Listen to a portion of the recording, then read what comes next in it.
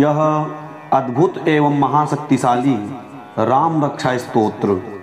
जिसके नित्य पाठ एवं श्रवण करने से भगवान राम की अद्भुत कृपा होती है, अतः नित्य साधक को पूरा वीडियो श्रवण करना चाहिए या पाठ करना चाहिए। आइए प्रारंभ करते हैं। उससे पूर्व यदि चैनल में नए हैं तो चैनल को सब्सक्राइब अवश्य करें। श्री राम रक्षा स्तोत्रम विनियोगः। ओम अस्य श्री राम रक्षा स्तोत्र मंत्रस्य बुधकौशिक ऋषिः श्री सीतारामचंद्रो देवता अनुष्टुप् छन्दः सीता शक्तिः श्रीमान हनुमान कीलकम् श्रीरामचंद्र प्रीत्यर्थे राम रक्षा स्तोत्र जपे विनियोगः। ध्यानं ध्यायेदाजानुबाहुं धृतशरधनु संबद्ध पद्मासनस्थं पीतं वासोवसानं नवकमलदलस्पर्धिनेत्रं प्रसन्नं वामाङ्कारूढ सीता मुखकमलमिलल्लोचनं नीरदाभं नानालङ्कारदीप्तं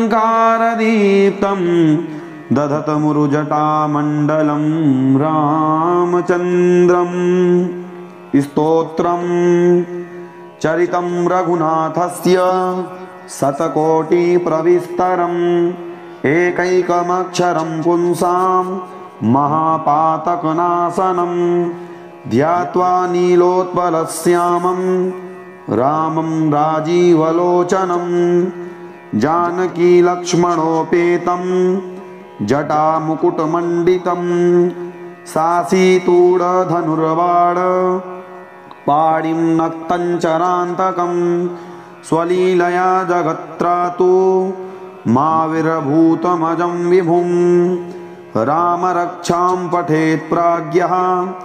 पापघ्नीं सर्वकामदां स्थिरो मे राघवः पातु बालं दशरथात्मजः कौसल्येयोद्रसौ पातु विश्वामित्रप्रियः श्रुति घ्राणं पातु मखत्राता मुखं सौमित्रिवत्सलः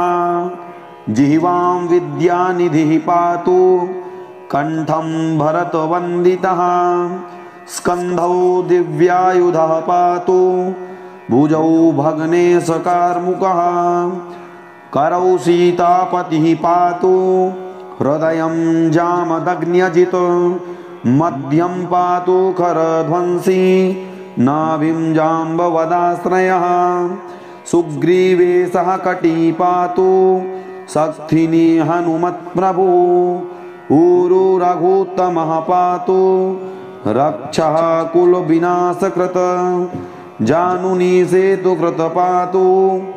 जङ्घे दशमुखान्तकः पादौ विभीषणस्त्रीदः पातु रामोऽखिलं वपुः एतां रामवलोपेतां रक्षां यः सुकृती पठेत् सा चिरायुः सुखी पुत्री विजयी विनयी भवेत् पातालभूतलव्योम चारिणश्छद्मचारिणः न द्रष्टुमपि शक्तास्ते रक्षितं रामनामभिः रामेति रामभद्रेति रामचन्द्रेति वा स्मरन्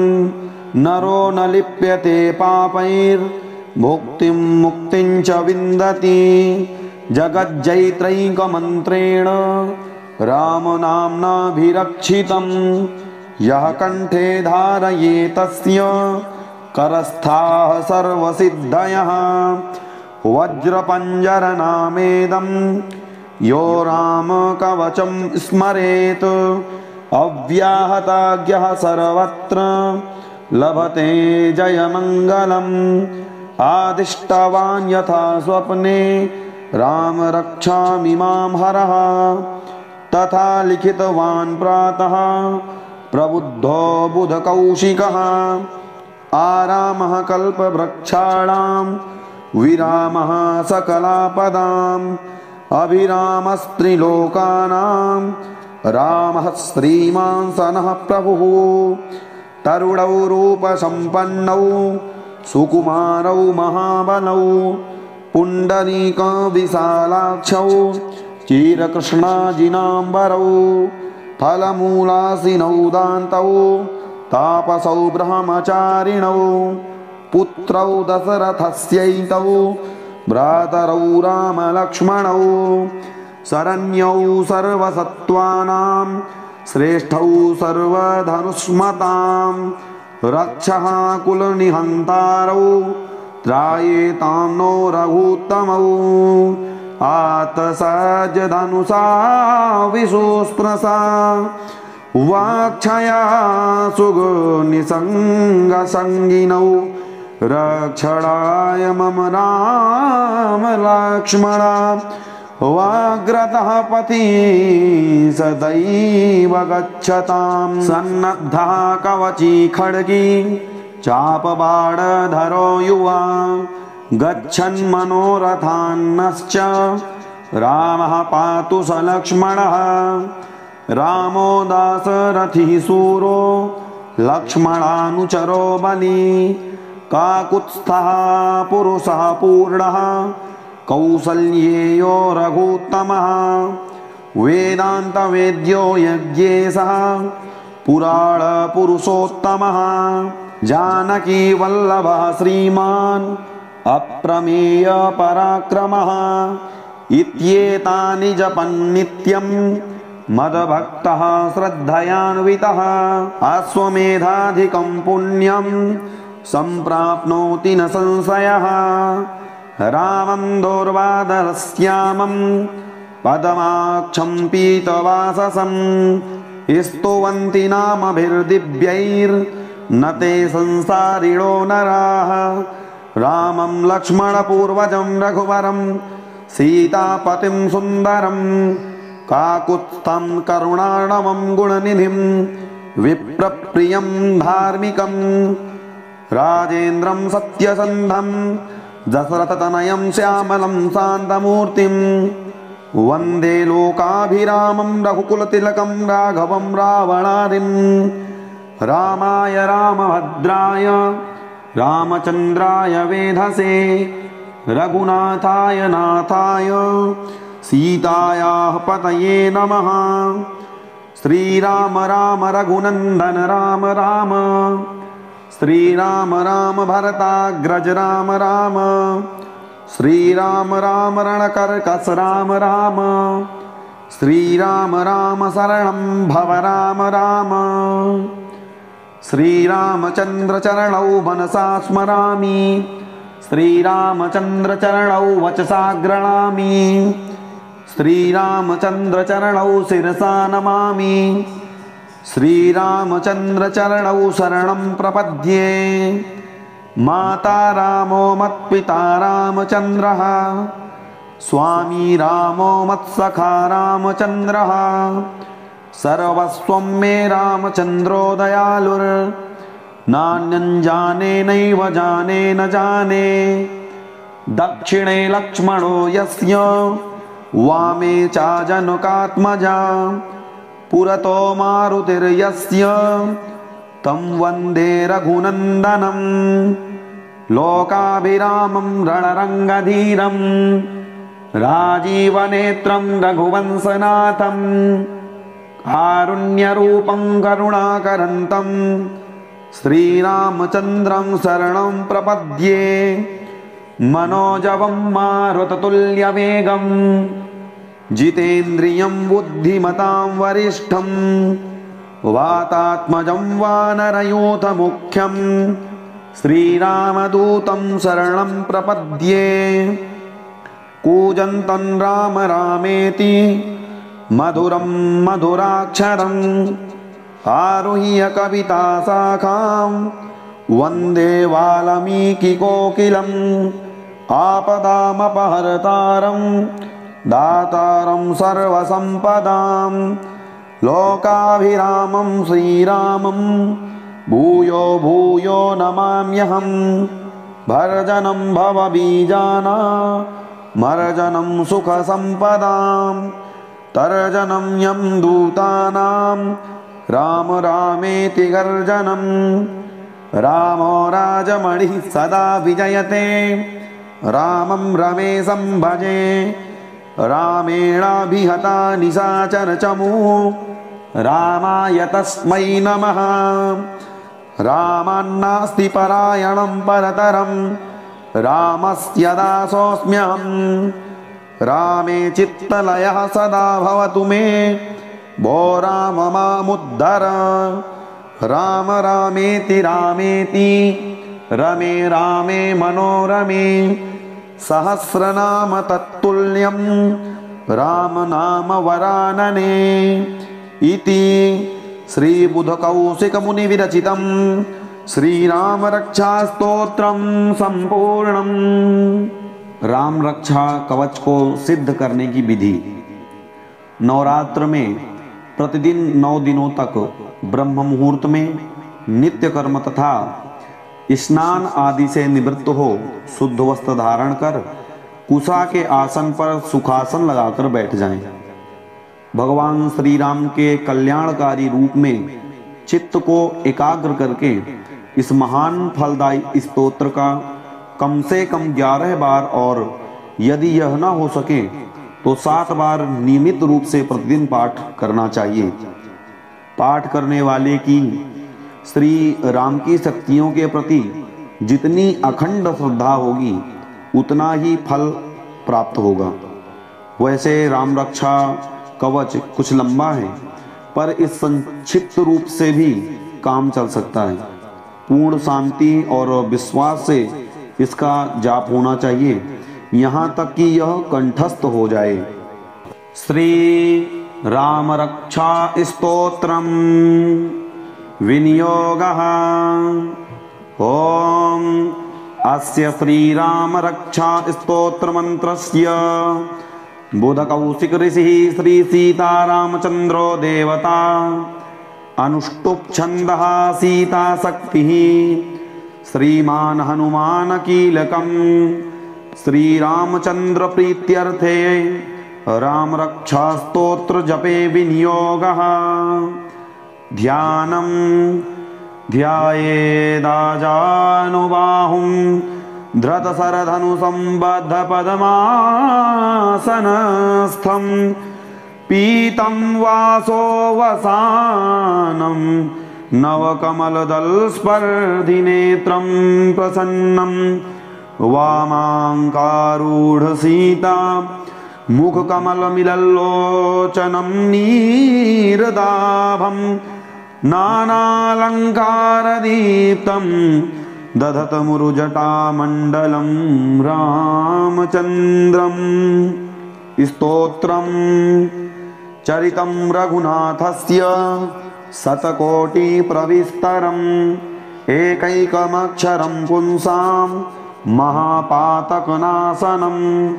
ध्यात्वा नीलोत्पलश्यामं रामं राजीवलोचनं जानकी लक्ष्मणोपेतं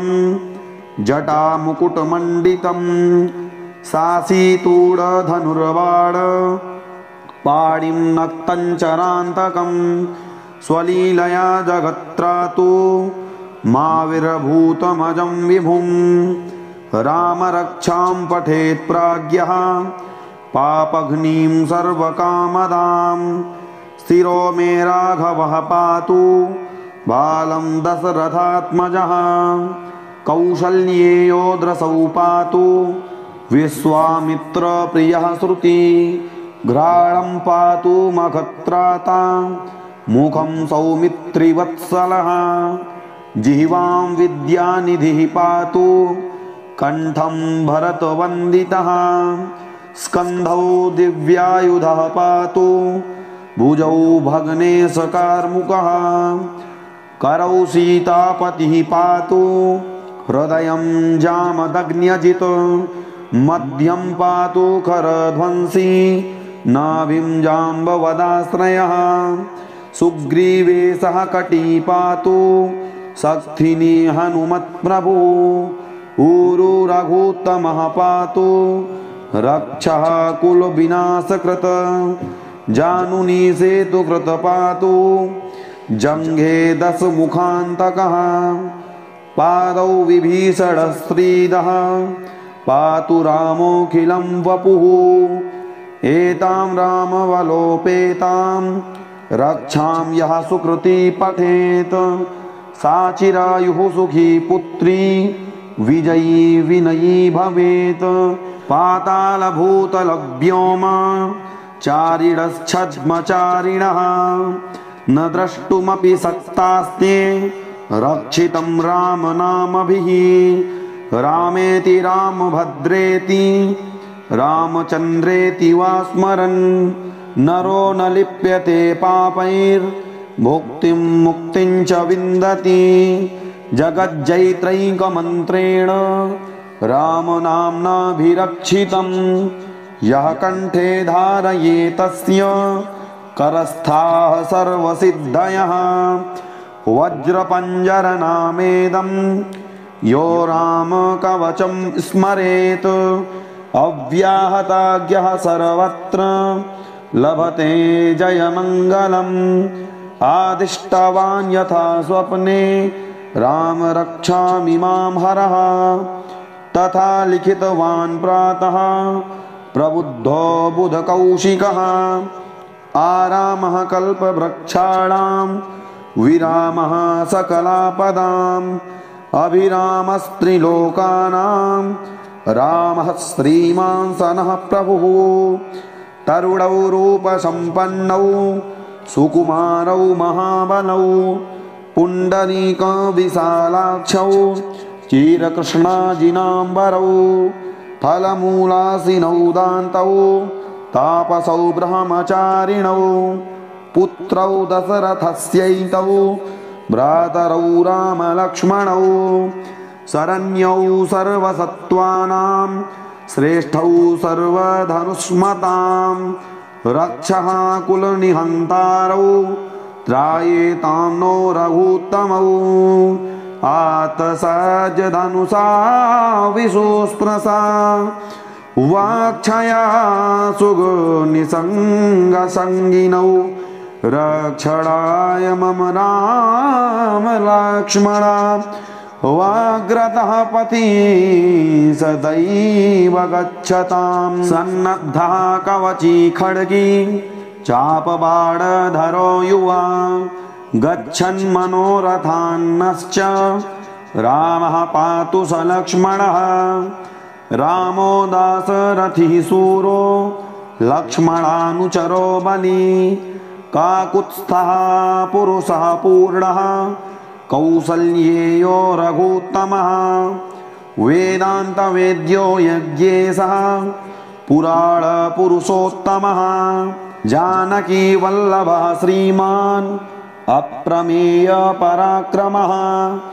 इत्येतानि जपन्नित्यं मदभक्तः श्रद्धयान्वितः अश्वमेधाधिकं पुण्यं सम्प्राप्नोति न संशयः रामं दोर्वादरश्यामं पदमाक्षं पीतवाससं स्तुवन्ति नामभिर्दिव्यैर्न ते संसारिणो नराः रामं लक्ष्मणपूर्वजं रघुवरं सीतापतिं सुन्दरं काकुत्स्थं करुणार्णवं गुणनिधिं विप्रप्रियं धार्मिकं राजेन्द्रं सत्यसन्धं दशरथतनयं श्यामलं शान्तमूर्तिं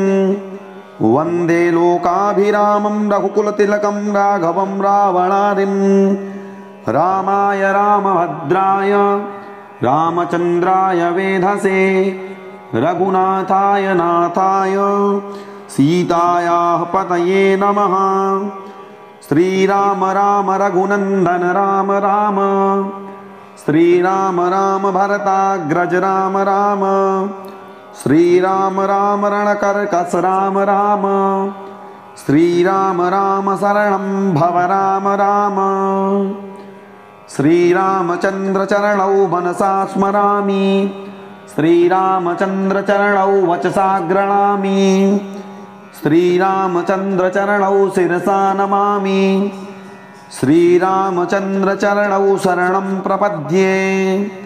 माता रामो मत्पिता रामचंद्रः, स्वामी रामो मत्सखा रामचंद्रः,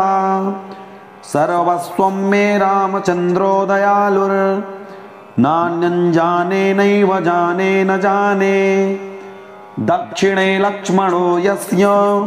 वामे चाजनकात्मजा, पुरतो मारुतिर्यस्य, तं वन्दे रघुनन्दनं। लोकाभिरामं रणरङ्गधीरं, राजीवनेत्रं रघुवंशनाथं, कारुण्यरूपं करुणाकरन्तं, श्रीरामचन्द्रं शरणं प्रपद्ये। मनोजवं मारुततुल्यवेगं, जितेन्द्रियं बुद्धिमतां वरिष्ठं, वातात्मजं वानरयूथमुख्यं, श्रीरामदूतं शरणं प्रपद्ये। कूजन्तं राम रामेति, मधुरं मधुराक्षरम्, आरुह्य कविताशाखां, वन्दे वाल्मीकिकोकिलम्। आपदामपहर्तारं, दातारं सर्वसम्पदां, लोकाभिरामं श्रीरामं,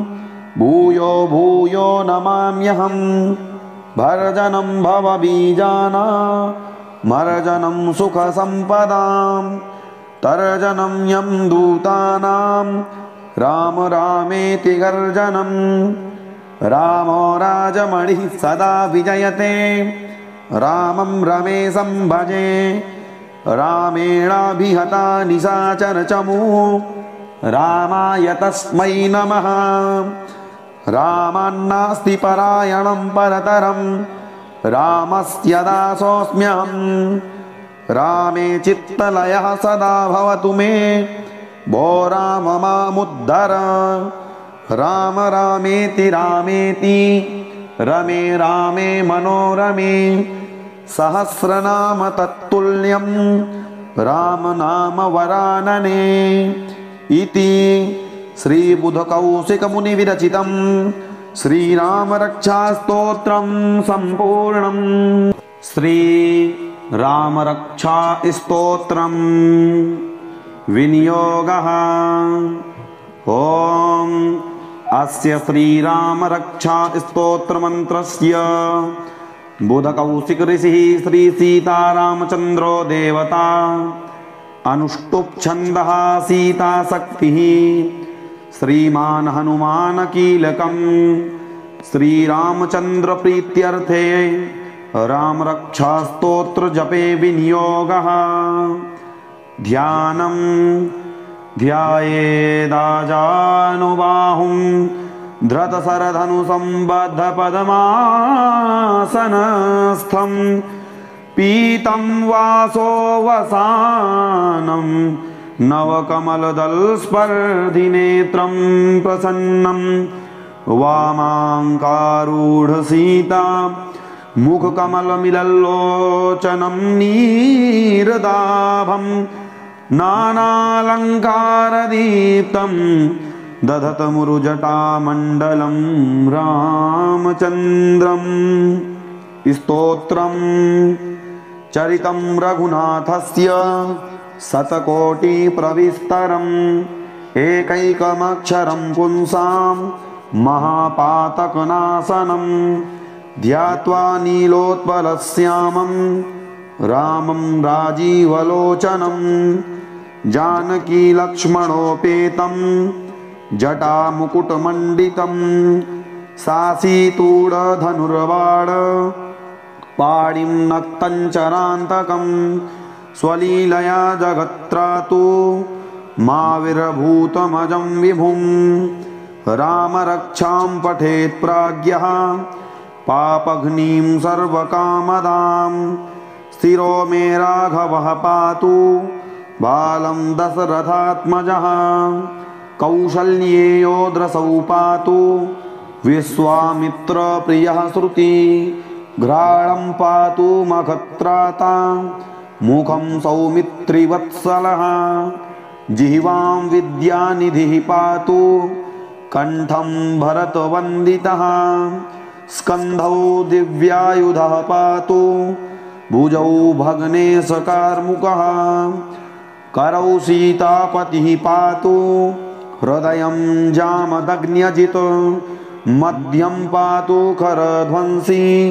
नाभिं जाम्बवदाश्रयः सुग्रीवेशः कटी पातु शक्तिनी हनुमत्प्रभु ऊरु रघुत्तमः पातु रक्षः कुलविनाशकृत जानुनी सेतुकृत पातु जङ्घे दशमुखान्तकः पादौ विभीषणश्रीदः पातु रामोऽखिलं वपुः एतां रामवलोपेतां रक्षां यः सुकृती पठेत् सा चिरायुः सुखी पुत्री विजयी विनयी भवेत् पातालभूतलव्योम चारिणश्छद्मचारिणः न द्रष्टुमपि शक्तास्ते रक्षितं रामनामभिः रामेति रामभद्रेति रामचन्द्रेति वा स्मरन् नरो न लिप्यते पापैर्भुक्तिं मुक्तिं च विन्दति जगज्जैत्रैकमन्त्रेण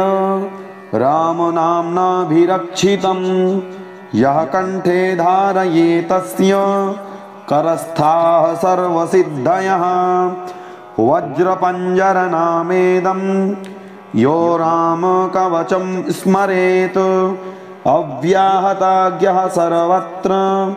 लभते जयमङ्गलम् आदिष्टवान् यथा स्वप्ने राम रक्षामि मां हरः तथा लिखितवान् प्रातः प्रबुद्धो बुधकौशिकः आरामः कल्पवृक्षाणां विरामः सकलापदाम् अभिरामस्त्रिलोकानां रामः श्रीमान् सनः प्रभुः तरुणौ रूपसम्पन्नौ सुकुमारौ महाबलौ पुण्डरीकविशालाक्षौ चिरकृष्णाजिनाम्बरौ फलमूलासिनौ दान्तौ तापसौ ब्रह्मचारिणौ पुत्रौ दशरथस्यैतौ भ्रातरौ रामलक्ष्मणौ शरण्यौ सर्वसत्त्वानां श्रेष्ठौ सर्वधनुष्मतां रक्षः कुलनिहन्तारौ त्रायेतां नो रघुत्तमौ आतसज्जधनुषा विशुस्पृशा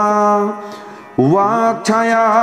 सुगनिसङ्गसङ्गिनौ रक्षणाय मम राम लक्ष्मण वाग्रतः पति सदैव गच्छतां सन्नद्धः कवची खड्गी चापबाणधरो युवा गच्छन् मनोरथान्नश्च रामः पातु स लक्ष्मणः रामो दाशरथिः शूरो लक्ष्मणानुचरो बली काकुत्स्थः पुरुषः पूर्णः कौसल्येयो रघुत्तमः वेदान्तवेद्यो यज्ञेशः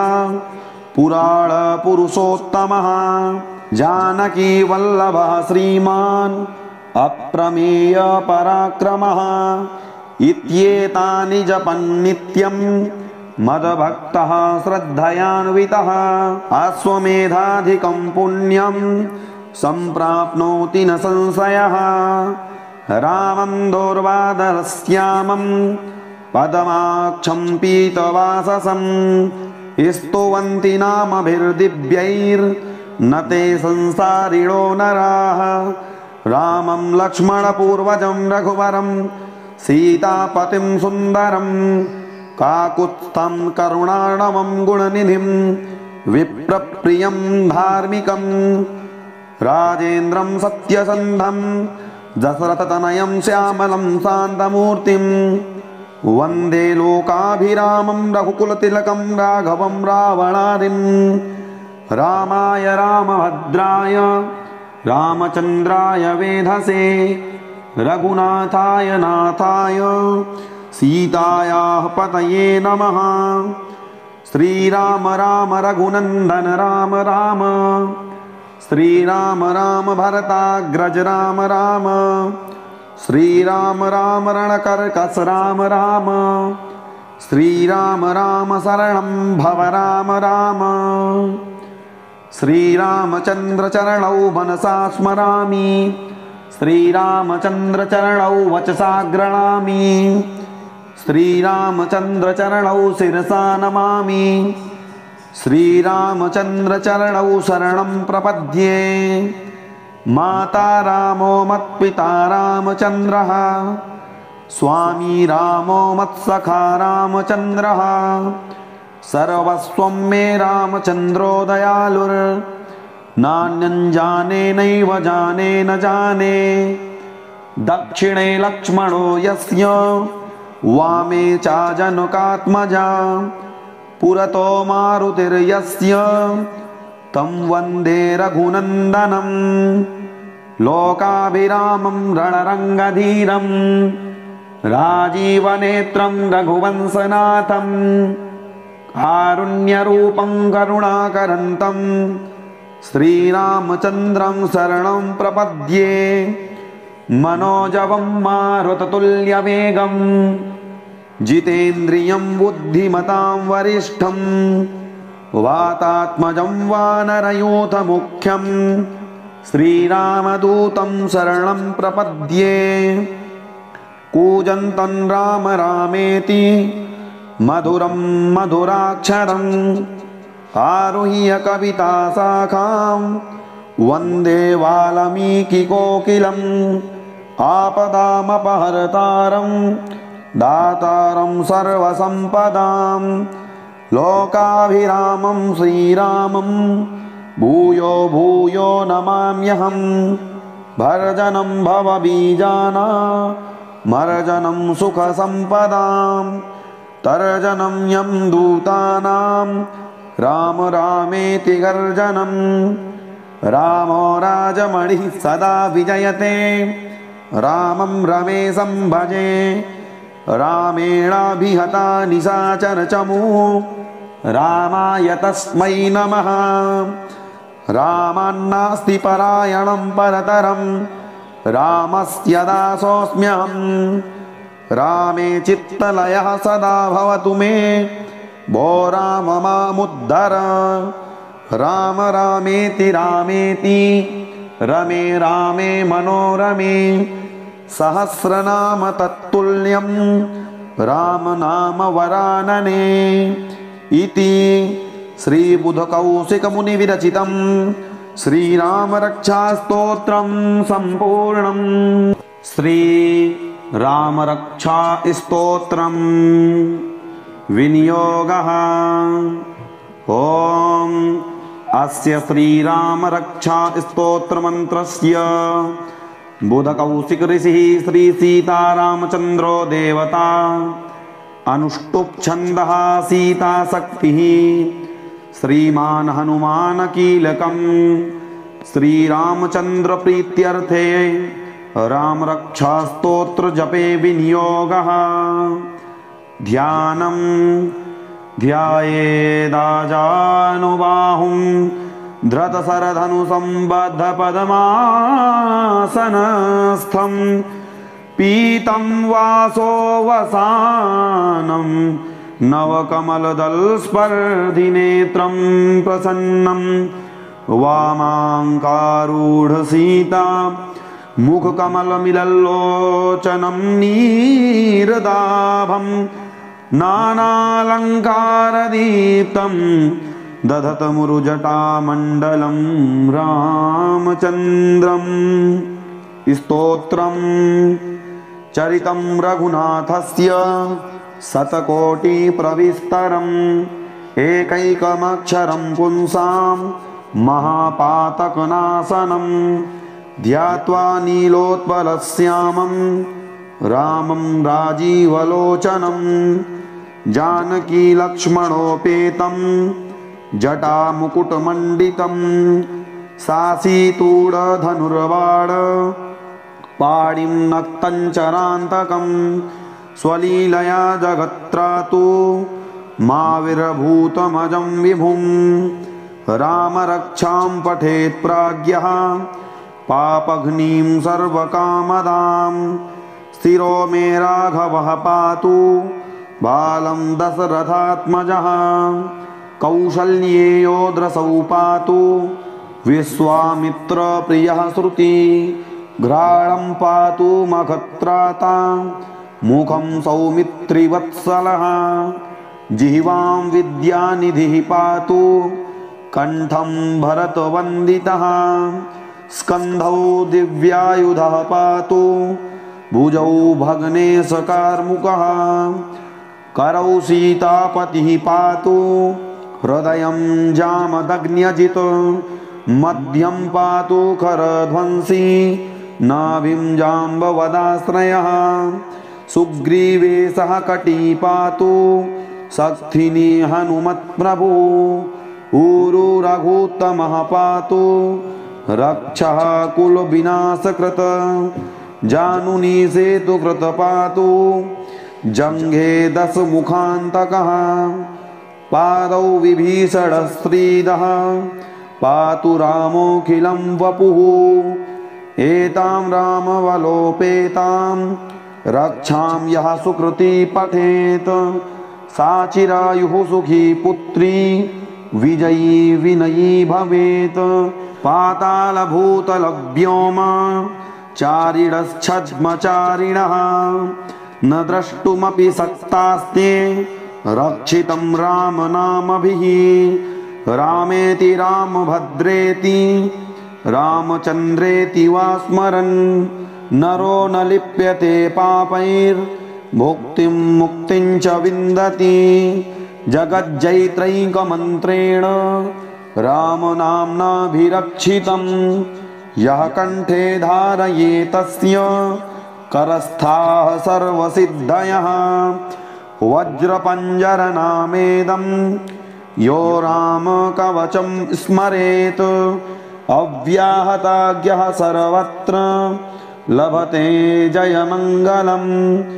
आदिष्टवान् यथा स्वप्ने राम रक्षामि मां हरः तथा लिखितवान् प्रातः प्रबुद्धो बुधकौशिकः आरामः कल्पवृक्षाणां विरामः सकलापदाम् अभिरामस्त्रिलोकानां रामः श्रीमान् सनः प्रभुः तरुणौ रूपसम्पन्नौ सुकुमारौ महाबलौ पुण्डरीकविशालाक्षौ चिरकृष्णाजिनाम्बरौ फलमूलासिनौ दान्तौ तापसौ ब्रह्मचारिणौ पुत्रौ दशरथस्यैतौ भ्रातरौ रामलक्ष्मणौ शरण्यौ सर्वसत्त्वानां श्रेष्ठौ सर्वधनुष्मतां रक्षः कुलनिहन्तारौ त्रायेतां नो रघुत्तमौ आतसज्जधनुषा विशुस्पृशा वाक्षया सुगनिसङ्गसङ्गिनौ रक्षणाय मम राम लक्ष्मण वाग्रतः पथि सदैव गच्छतां सन्नद्धः कवची खड्गी चापबाणधरो युवा गच्छन् मनोरथान्नश्च रामः पातु स लक्ष्मणः रामो दाशरथिः शूरो लक्ष्मणानुचरो बली काकुत्स्थः पुरुषः पूर्णः कौसल्येयो रघुत्तमः वेदान्तवेद्यो यज्ञेशः पुराणपुरुषोत्तमः जानकी वल्लभः श्रीमान् अप्रमेय पराक्रमः इत्येतानि जपन्नित्यं मद्भक्तः श्रद्धयान्वितः अश्वमेधाधिकं पुण्यं सम्प्राप्नोति न संशयः रामं दोर्वादरश्यामं पदमाक्षं पीतवाससं स्तुवन्ति नामभिर्दिव्यैर्न ते संसारिणो नराः रामं लक्ष्मणपूर्वजं रघुवरं सीतापतिं सुन्दरं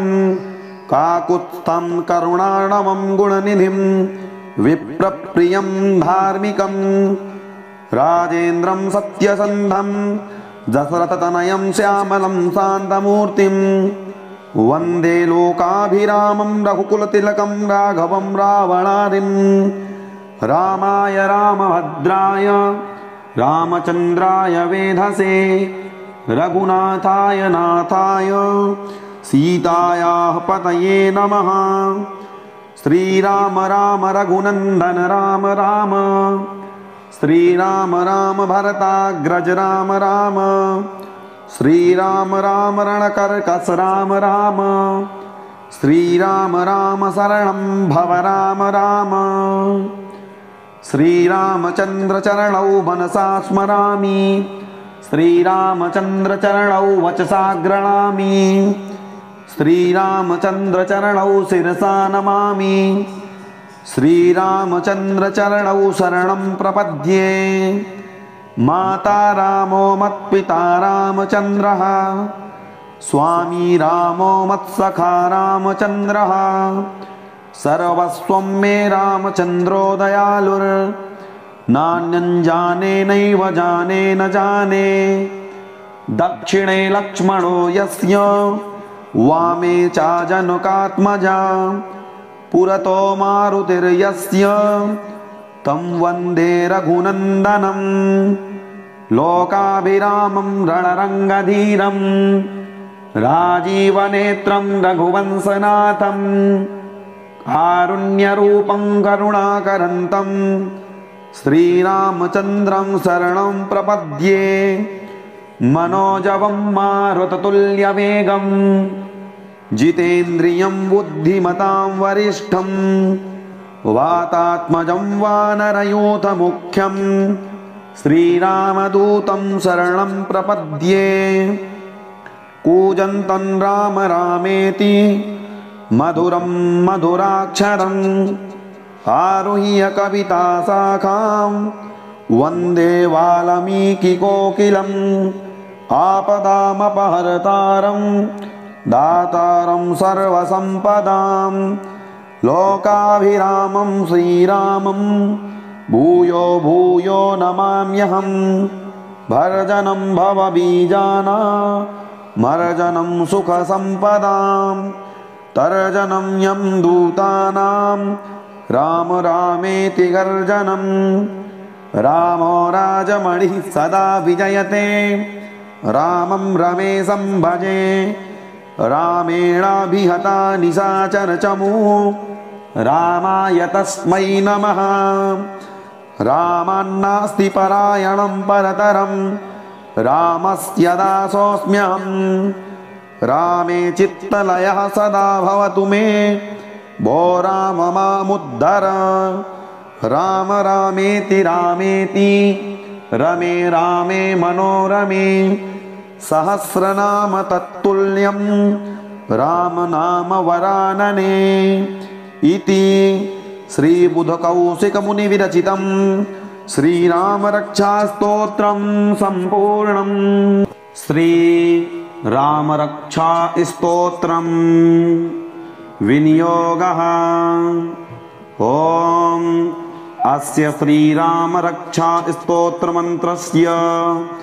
बुधकौशिकऋषिः श्री सीतारामचन्द्रो देवता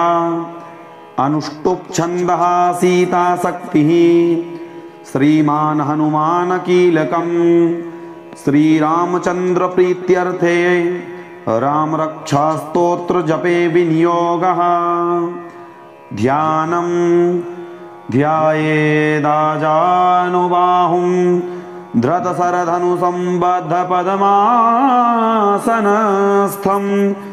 पीतं वासोवसानं नवकमलदलस्पर्धिनेत्रं प्रसन्नं वामाङ्कारूढसीता मुखकमलमिलल्लोचनं नीरदाभं नानालङ्कारदीप्तं दधतमुरुजटामण्डलं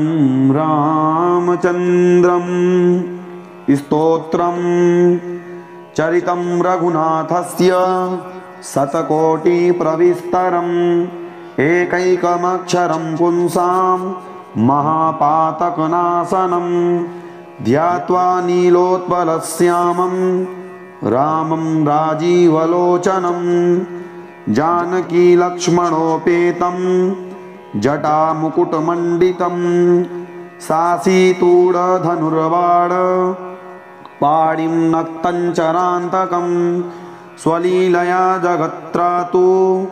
माविरभूतमजं विभुं रामरक्षां पठेत् प्राज्ञः पापघ्नीं सर्वकामदां स्थिरो मे राघवः पातु बालं दशरथात्मजः कौसल्येयोद्रसौ पातु विश्वामित्रप्रियः श्रुति घ्राणं पातु मखत्राता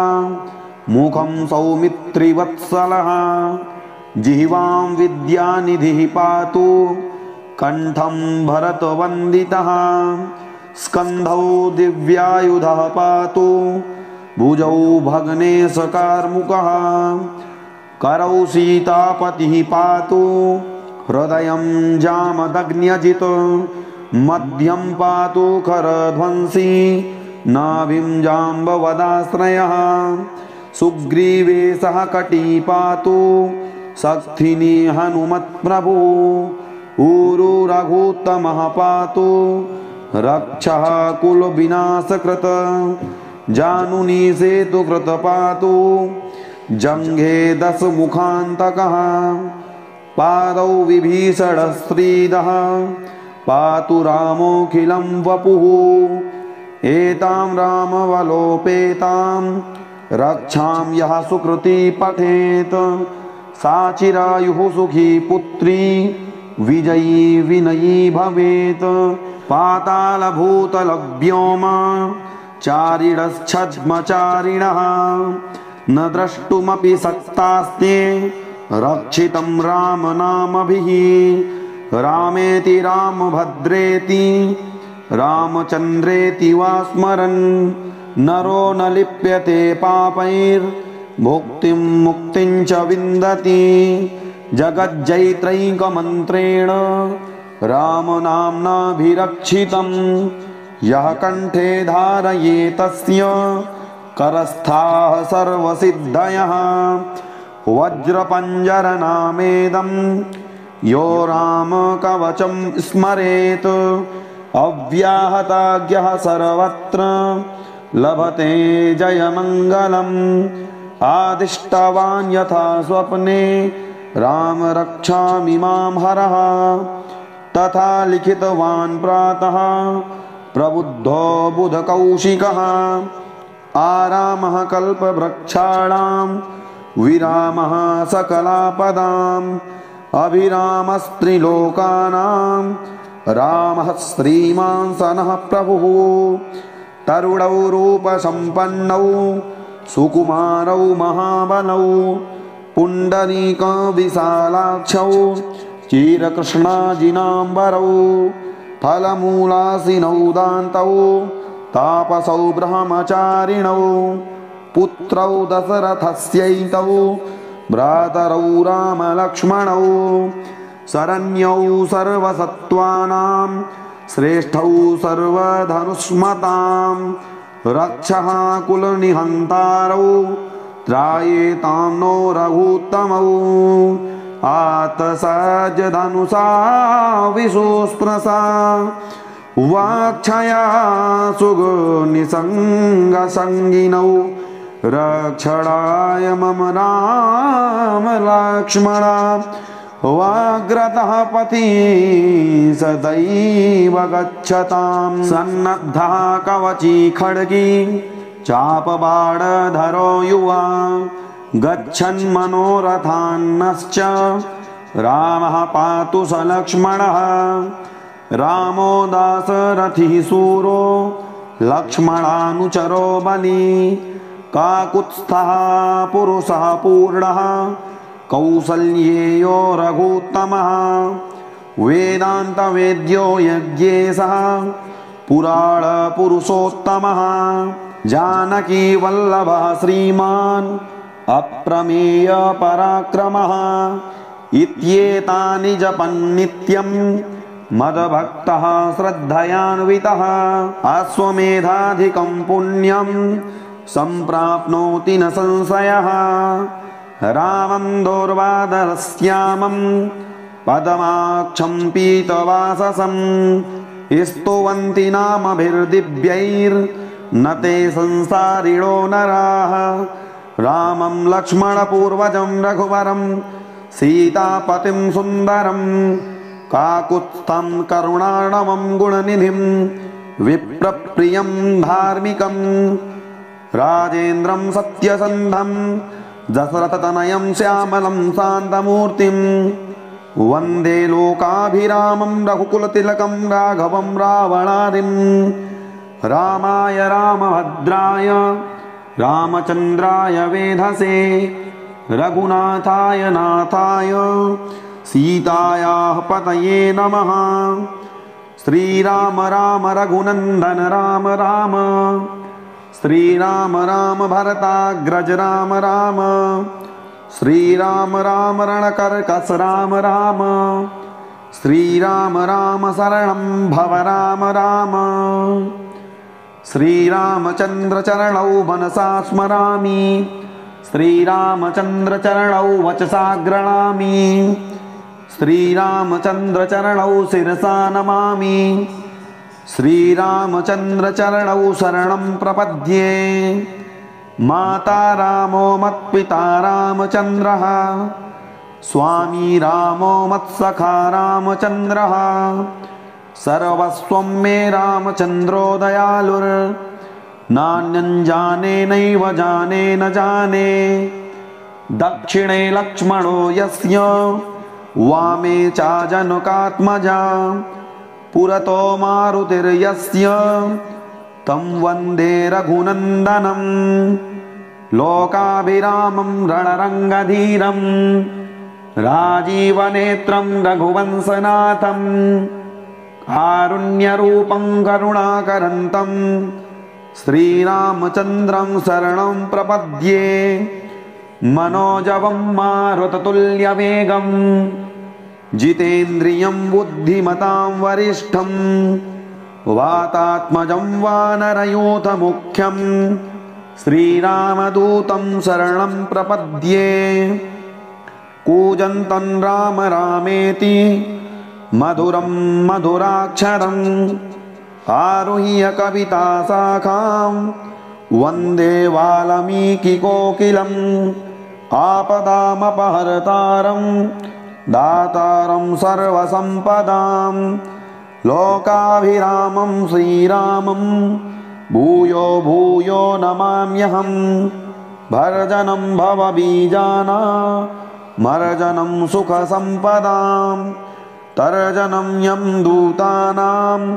राम रामेति गर्जनं रामो राजमणिः सदा विजयते रामं रमेशं भजे रामेणाभिहता निशाचरचमूः रामाय तस्मै नमः रामान्नास्ति परायणं परतरं रामस्य दासोऽस्म्यहं रामे चित्तलयः सदा भवतु मे भो राम मामुद्धर राम रामेति रामेति रमे रामे मनोरमे सहस्रनाम तत्तुल्यं राम नाम वरानने इति श्रीबुधकौशिकमुनिविरचितं श्रीराम रक्षास्तोत्रं संपूर्णम्। राम रक्षा कवच को सिद्ध करने की विधि। नवरात्र में प्रतिदिन 9 दिनों तक ब्रह्म मुहूर्त में नित्य कर्म तथा स्नान आदि से निवृत्त हो शुद्ध वस्त्र धारण कर कुशा के आसन पर सुखासन लगाकर बैठ जाएं। भगवान श्री राम के कल्याणकारी रूप में चित्त को एकाग्र करके इस महान फलदायी स्तोत्र का कम से कम 11 बार और यदि यह न हो सके तो 7 बार नियमित रूप से प्रतिदिन पाठ करना चाहिए। पाठ करने वाले की श्री राम की शक्तियों के प्रति जितनी अखंड श्रद्धा होगी उतना ही फल प्राप्त होगा। वैसे राम रक्षा कवच कुछ लंबा है, पर इस संक्षिप्त रूप से भी काम चल सकता है। पूर्ण शांति और विश्वास से इसका जाप होना चाहिए, यहाँ तक कि यह कंठस्थ हो जाए। पूरा वीडियो देखने के लिए धन्यवाद। यदि जानकारी अच्छी लगी हो तो चैनल को सब्सक्राइब अवश्य करें, साथ ही बेल आइकन प्रेस करें एवं कमेंट बॉक्स में अपनी राय अवश्य दें। मिलते हैं अगली वीडियो में, तब तक के लिए जय श्री कृष्ण, जय श्री राधे।